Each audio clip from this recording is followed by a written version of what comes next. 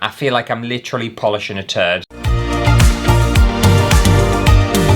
Hello everyone and welcome to the 4th season of the Blind Pinterest Challenge. What makes it a brand new season? Well, we've got a new blindfold, duh. It's all about the blindfold. However, it's exactly the same rules, exactly the same concept as before. We're going to be taking crafts and DIY projects from Pinterest and recreating them without any instructions. Because I've been doing this for 4 seasons now, I'm kind of used to it. I've had some mega shitters and some really successful ones. Fingers crossed today's going to be a very successful one. Especially considering it's the start of season 4. I need to start on a high and then I can just progressively get really bad. Okay, I think the first one I want to try is this really cute little hook, but obviously they've kind of changed the format and made the hook look like the dog's tail from behind, which I think is super cute, proper adorable, and I think it's a fun little idea, isn't it? I think the good thing about something like this is obviously you could do it in whatever colour you want, whatever dog breed you want, and kind of make it your own. Apparently they sell them on Etsy for $20. I can make this for cheaper. I know for a fact I can make it for cheaper. I'm not going to even challenge myself to make it for cheaper because I know I can. Confidence. Another one that I think will be quite fun is like doing a bit of an upcycle project, and it's turning this regular old kind of traditional looking lamp into more of like a mushroom kind of fungi looking lamp, and I think that's really interesting. It's very different. I think it's something that I might potentially struggle with. I think this is the kind of thing that like looks really easy but might actually be quite challenging, but I'm willing to give it a go. I do have some mushrooms with there. One second. I've got this little thing. I bought it at like a handmade wood shop thing. It's a bit dusty. Disgusting! But it would look really nice with that, wouldn't it? A little bit like mushroom decor. I love mushrooms. I also seem to have this weird obsession with like dismantling dolls and turning them into something. I don't know why.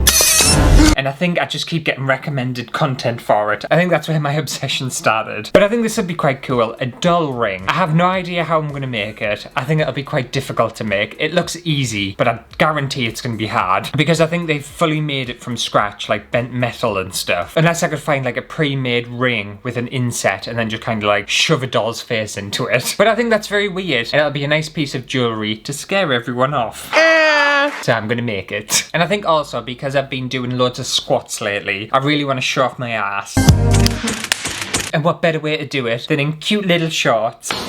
So we've got a pair here, a pair of denim shorts. Half that are just regular denim and half that are tie-dye. Well, they're not really tie-dye, they're more like kind of ink splattered. I feel like I'm just going to have to bleach the jeans and then add ink. I think that's how this is going to work. If it doesn't work that way, I have no idea how they've done it. But I think that'll be quite cute, and then I get to show off my ass. Oh, don't look at me! I get to attract everyone, and they can pick which cheek they want. Do they want the regular denim cheek, or do they want the super fun colourful cheek? And have one in one hand, one in the other.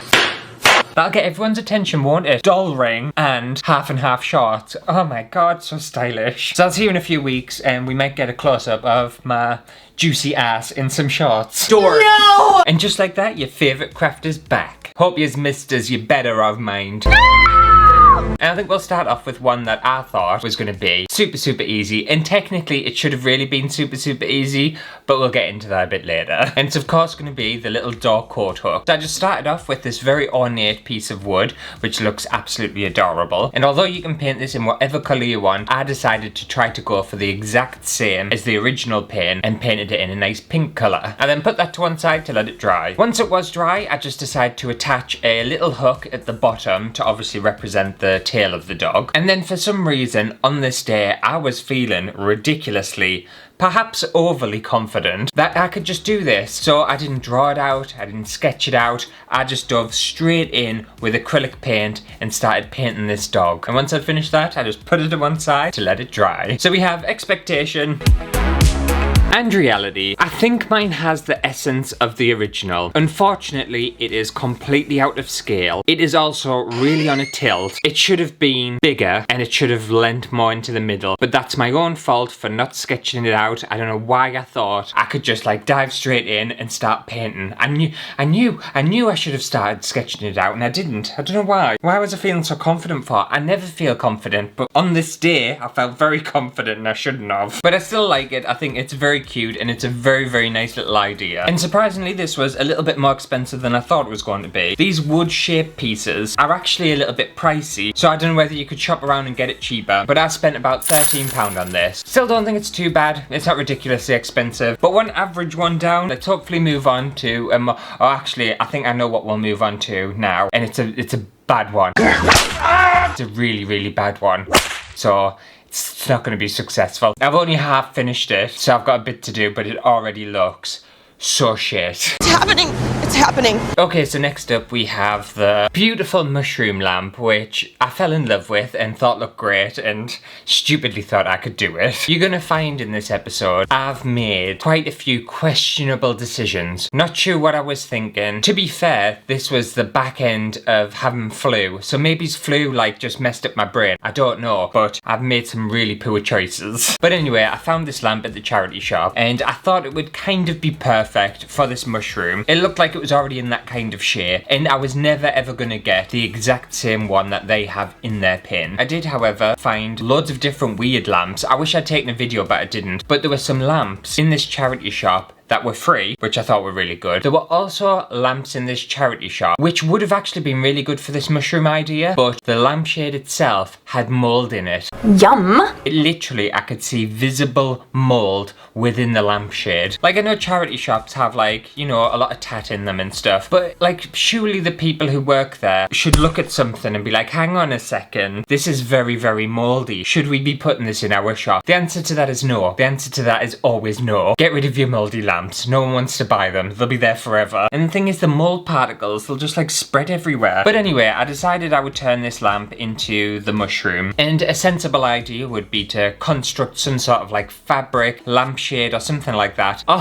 Oh, not me. No, no, no. I decided I would use regular cartridge paper from a printer. Oh, for fuck's sake. And just start kind of scrumpling and hot gluing it to the already existing lampshade in the hopes that I would somehow get some sort of mushroom shape, which would obviously be super strong and super safe and just very practical. And once I was, I suppose, happy with that at the time, I decided to get some washes of acrylic paint in brown and a lighter brown colour and paint this very fragile paper in a very liquidy paint mixture and just hope it would somehow look like the original pin. And once I was done, I just put that to one side to let it dry. And shall I show you what I've got? The problem is with this, there are actually good sides to it and bad sides to it. So here it is. Oh, good Christ, what the fuck is that? And I just don't think it's looking, it's kind of giving mushroom vibe, but if you get up close to this, it's awful. Really, really awful. And also, I don't think it'll be practical because if I put a light bulb in this and it gets too hot, I think it's gonna like set fire. But anyway, I just need to decorate it really. And I've got some little mushrooms that I've already made. I just made these out of regular foam clay. I was thinking about doing it out of that thermoplastic, but the foam clay is incredibly light, whereas thermoplastic, although it's light, it's still got a bit of weight to it. This feels like nothing. These feel literally like paper. They're just so floaty. So I thought they would stick on here better. And I think I basically just want to hot glue all this onto here. I've also got a bag of fake moss, and we'll just kind of cover the base and try and make it look a bit mushroomy. I don't know why I'm doing this for, because I feel like it's a waste of time. I feel like I'm literally polishing a turd at this point. There's no saving it, there's no hope in it. I don't know why I'm bothering, but I made these choices, so I have to live with them. Fancy me though thinking cartridge paper was a good idea. Also in that charity shop, they had some proper bargains in there. Weirdly, I find the pricing in charity shops just very strange. I think some things they get really right and are like affordable and cost effective and stuff. Other things are just the most unaffordable, expensive, tatty shit you could ever imagine. Like they're charging over £100 for like a tiny used TV. And it's like, come on. If you bought that new, it wouldn't cost that amount of money. So I don't understand where you're pulling these prices from. Clearly pulling them out your ass. But it was interesting that they had free things. Like obviously I saw a couple of lamps that were free and I was tempted to get them because it was free. And I'm an absolute hoarder. But then I took myself to a side of the shop and had a couple of words with myself and said, hang on, Anne, do you actually need these really ugly lamps that might not work for free? Yes! And I finally came to the conclusion that no, I didn't need them. And you know what I call that? Personal growth. A couple of years ago, them lamps would have been coming straight with us. I did lose a little bit of sleep that night because obviously all I could think about was the free lamps that I've given up. And someone else might have them. I bet they're still at the shop. Shall I go get them? Yes! Alright, my cute little mushrooms are on. Oh, actually that looks fun, doesn't it? Oh, mine isn't gonna look like the original, but I think it's gonna look like a cute, cartoony version. You know, I think this might go down as one of the most, like, kitsch, crafty things I've ever made. Like, you know, when someone tries to insult you by saying something looks crafty. This is the definition of that insult. But I don't think crafty's an insult. If someone called me crafty, I think it's the highest compliment you could receive. So that's all the moss attached to it. And you know what? I think it's kind of saving it actually. I'm liking this bit. It's a shame about the top part, but I'm really enjoying this little bottom bit. Now, one other mistake I made with this is the fact that I haven't actually left a hole in the top, so I can't put a light bulb in it. However, luck was on my side, because as I was painting this with my very wet mixture on paper, I don't know whether you'll be able to see that, but the paper decided to rip. So it created a hole for us, and I just need to widen the hole a little bit. You dirty slut. Prise it open like that. See, sometimes the crafting gods, they're just on your side. So we have expectation and reality. Oh my god, look at that craftsmanship. Absolutely beautiful. To be fair, I really hated this as I did this lampshade bit, but I feel like this bottom bit's rescued it. I don't know whether I'm being mega delusional, but I don't hate it as much as I thought I was gonna hate it. It's really ugly, but it's also got this just ugly charm. It's really charming for an ugly object. I kinda like it. Let's plug it in, see what it looks like with a bit of pizzazz, with a bit of light. Well, isn't that glorious? I like how the light cascades down onto the mushrooms. Oh, beautiful. You know what? I don't hate it at all. I'm just worried it'll set on fire. That's the only thing. But other than that, I'm kind of thrilled with it, actually. I've proper convinced myself, haven't I? And how much did this eclectic lamp, that's a lovely descriptive word, cost me to make? Cost me £2. £2 from the charity shop. Now, I don't think that's bad at all. If it had cost us a penny more, mind, I wouldn't have been happy, but £2 for this gorgeous lamp, bargain. Right, so now it's time to make a very fashionable piece of jewellery. So I've got a Barbie here. I can. I got us both ice cream. Cool. Sit on my face. Barbies are very expensive, by the way, and I think I just want to cut her face out. Just do a bit of Barbie surgery. There we go. If you ever wanted to know what's inside a Barbie's head, that's what it looks like. Pretty depressing. The thing is, I find when people dismantle dolls and everything, it's almost like the start of a horror film, isn't it? But people actually do this. They dismantle dolls and stuff and remake things. And it's just very normal. It's just a normal activity. I also bought these expandable ring bases. Unfortunately, I couldn't find a ring that already had like a mounted base in it where I could just kind of shove the doll's face into. So I'm gonna stick this onto here, I think. And then I've also got some wire and just try and build around it. So I just want a generous helping of super glue on here. And then Barbie's getting stuck onto here. This super glue is absolutely shite. I find some super glues really good and then others just absolutely shocking. Right, I'm just gonna have to use hot glue. That doesn't want to work. I don't know why. Some super glues just don't like certain materials. Because this is made with hot glue, this is gonna be a very poorly made ring. So now I've got this metal stuff, this aluminium wire, and I was hoping to just kind of go around the outside and do something with it. I just don't think this is gonna look very good. Do we think I should bother or not? Because I know this is gonna not be great. You know what, I'm not gonna bother. I think that's gonna make it look messy. And also, I don't think this super glue is gonna work for aluminium for some weird reason. Even though it literally says metal on the packet. I think I'm just gonna leave it like that. I think I much prefer it this way than whatever that was gonna end up looking like. So we have expectation and reality. Oh my god, look at that.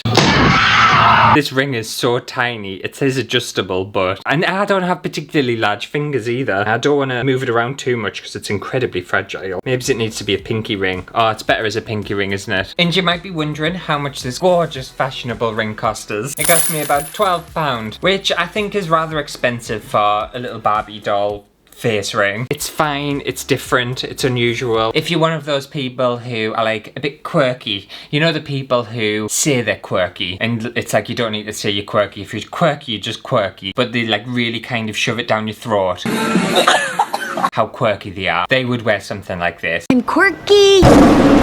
Just to be like, oh my god, look at me, I'm so quirky, I'm so different. It's like, aye, alright, like, chill out. And you could even have like a necklace, you could have a bangle, a toe ring, you could have everything. You could go crazy with Barbie faces. So moving on to the half and half denim shorts. I bought this sexy pair online, which I thought would work perfectly fine for this. I then just coated one side in regular household bleach and put that to one side to let it really soak in. Once they were washed and dried, they were looking a little bit like this, and I think it's worked quite well actually. I think it's stripped all the colour out. I then took some cups of hot water, added some RIT fabric dye into the water, and also apparently you need to use a pinch of salt to make sure the dye sets on the fabric. So I just added a bit of salt in with each of these and then gave them a good mix. And then just went crazy and covered the bleached side of these shorts with lots of different colours. And once that was done, I just put it to one side to let it really soak in all the dyes. They were then washed and dried, and we now have expectation and reality. And I don't think they look too bad. Mine don't look as vibrant as theirs. I think mine's turned out to be a little bit of like a pastel version. They were a lot more vibrant before I washed them, and I only washed them on a very cold wash. I still like them, and I think they're different, and I would 100% wear these, and I'm going to wear these. And because I already had a lot of RIT dye already in the studio, these only cost me £17, which I think's a bargain, a proper bargain. Let's get these tried on, see if they actually fit us. They're a 30 waist, I think. I'm in between like a 30 and a 32, so fingers crossed they fit us. They fit perfectly well, look at them. Sexy. The only reason these fit us is because they're very, very stretchy. I promised everyone a bit of an ass shot. There we go. Cute. Love them. Sexy, sexy shorts. They're not as short as the shorts in the original pin. Theirs were like super booty shorts, but I'm not having my ass hanging out when I'm, you know, walking around Tesco, getting my food shopping in. Not a chance. I will wear these in summertime for like a week when we have some nice weather, and then it'll be cold again. But anyway, I think that just about does it for today's episode of the Blind Pinterest Challenge. Hopefully you have enjoyed it. If you did, make sure to give it a thumbs up. Season 4, here we are. Oh my god. How many more seasons of the Blind Pinterest Challenge will there be? I don't know. If you do find anything on Pinterest though that you want me to try in one of these episodes, feel free to let us know. I feel like I'm getting recommended a lot of the same stuff. I'm having to actively search for different things because the amount of doll content I'm getting now is unreal. I'm on the doll side of Pinterest, and I don't know how to get out. But anyway, I'll see you next week for a brand new video. I should really do a video one time of ranking all my Blind Pinterest Challenge episodes on how shit they were and how good they were. I'd be here ages though, there's like 40 odd of them. Should I make a playlist? And in fact, I think I do have a playlist of literally all the episodes of the Blind Pinterest Challenge. Imagine watching that from the start to the finish. You'd age by a year. I think I'm gonna have to make a video at some point reacting to like older videos, because I dread to think what the first episode of the Blind Pinterest Challenge was actually like. I feel like I've got vague memories of it. So strange how like time changes things and stuff, obviously.